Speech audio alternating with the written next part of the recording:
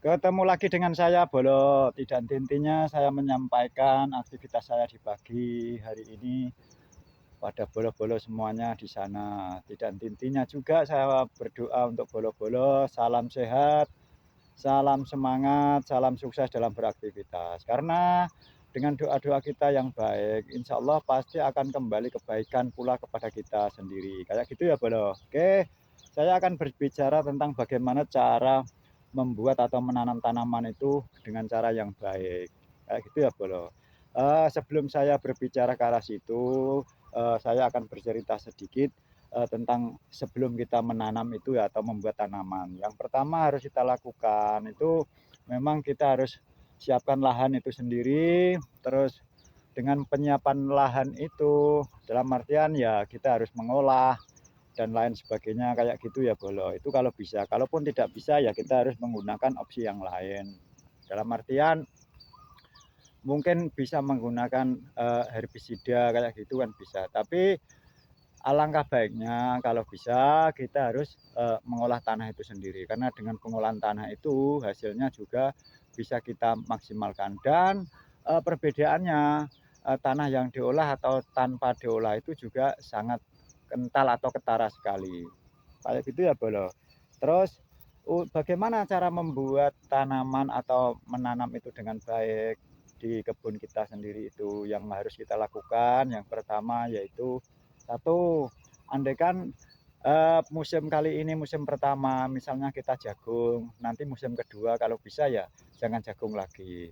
Bisa kita tanam dengan tanaman yang lain seperti kacang-kacangan seperti ini. Bisa dilihat ya, ini kacang tanah.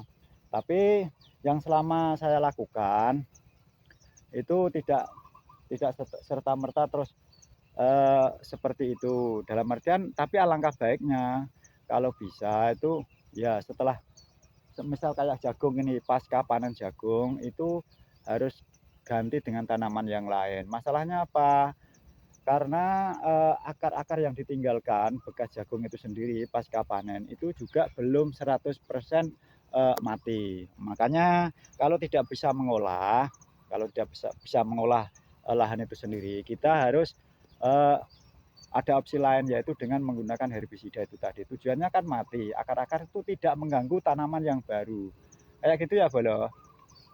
Terus yang kedua, kalau bisa ya kita usahakan menggunakan cara atau cara menanam itu dengan two in one atau tumpang sari ya. Kayak gitu ya.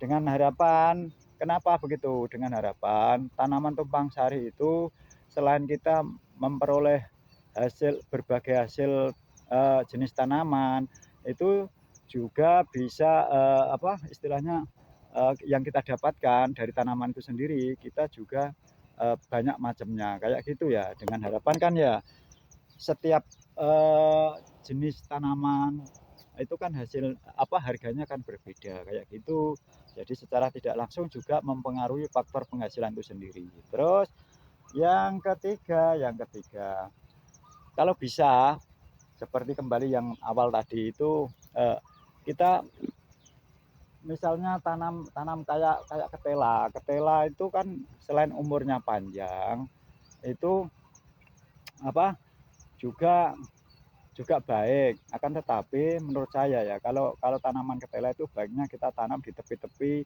hanya sekedar untuk memenuhi kebutuhan kita sendiri itu aja nggak masalah.